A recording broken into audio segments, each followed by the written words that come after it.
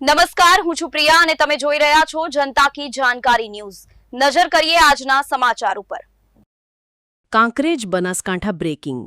થરા માર્કેટમાં 9 વાગ્યાથી મતદાન ચાલુ। ગુજરાતમાં સૌથી વધુ મતદારો ધરાવતી થરા માર્કેટયાર્ડ મતદાન। ભાજપ વર્સિસ ભાજપ જ મેદાનમાં। થરા માર્કેટની ચૂંટણીમાં ભાજપમાં પડ્યા છે 2 ભાગ।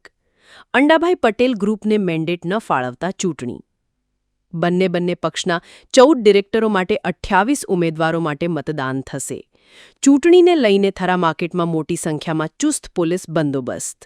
મતદારોની મોટી સંખ્યામાં લાઈનો લાગી। ખેડૂત વિભાગમાં 10 અને વેપારીમાં વિભાગમાં 4 ડિરેક્ટરો માટે ચૂંટણી।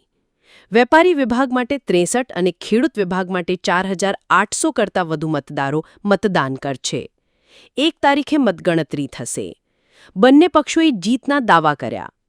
અહેવાલ રિપોર્ટ ભરત ઠક્કર, ડીસા, બનાસકાંઠા। તમે અત્યારે હાલમાં જે થરા માર્કેટયાર્ડની ચૂંટણી છે એમાં મતદાન કરવા માટે આવ્યા છો? પહેલા કોઈ દિવસ મતદાન કરેલું ખરી? બહુ વખત કર્યું। ક્યારે કર્યું? લગભગ 20 વર્ષ પહેલા। ચૂંટણીમાં મતદાન કર્યું હતું 2002માં। પહેલી વખત ચૂંટણા ને ત્યારે મતદાન કર્યું। ભારતીય જનતા પાર્ટી પ્રેરિત ખેતીવાડી ઉત્પન્ન બજાર સમિતિની અંદર આજે ભારતીય જનતા પાર્ટીના મેન્ડેટવાળા ઉમેદવારો જ્યારે આજે ચૂંટણી પ્રક્રિયા ચાલુ છે ત્યારે અમોને સંપૂર્ણ ભરોસો છે કે ભારતીય જનતા પાર્ટીના તમામ ઉમેદવારો સ્પષ્ટ બહુમતીથી ખેતીવાડી ઉત્પન્ન બજાર સમિતિની અંદર સ્પષ્ટ બહુમતીથી જીતવાના છે એવો અમને સંપૂર્ણ વિશ્વાસ છે।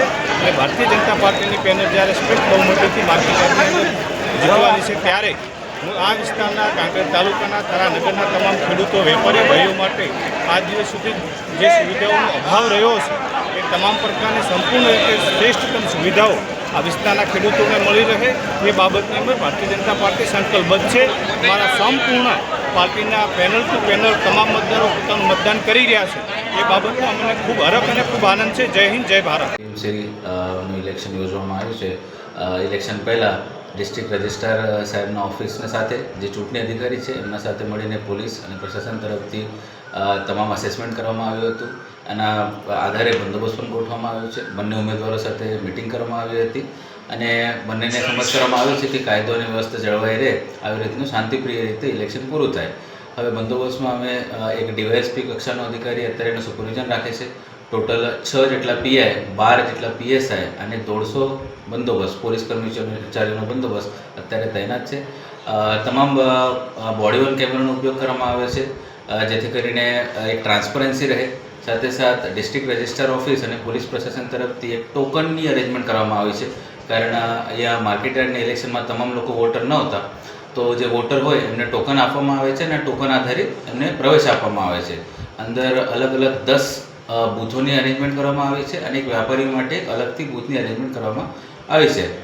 સાથે અમારી એલસીબીની અને એસઓજીની પણ ટીમ કોઈ અસામાજિક તત્વો આ ચૂંટણીમાં એને કોઈ ધમાલ ના કરે એના ઉપર પણ વોચ રાખીને બેઠી છે અને અમારા તમામ ઉપર એસપી સાહેબનું માર્ગદર્શન અને સુપરવિઝન અત્યારે ચાલુ છે।